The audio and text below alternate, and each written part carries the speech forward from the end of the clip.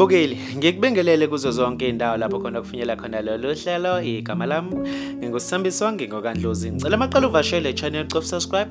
Kanti uma ukuthi usubuka kwesibili ngikubingelele futhi ngigamukele ohlelweni. Wembukeli kumenze ukuhamba kwezimoto namhlanje ekseni emgwaqeni uR40 phakathi kweHead River neHayview esifundazweni saseMpumalanga.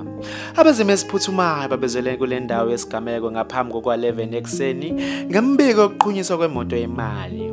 Imbiko eveke endaweni yesigameko ithi abasola bangaziwa babehlome bezingovolo bavimbezele imoto yemali baze bayiqhumisa kusho uCalvin Renan we-Emergency Medics.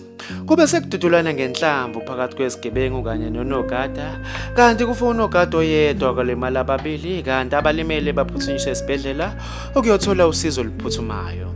Mbukeli, bekuyizona-ke lezi bengikuphathele zona kuleli hora. Ngizocela ube uvo lakho kwi-comment section mayelana nalolu daba.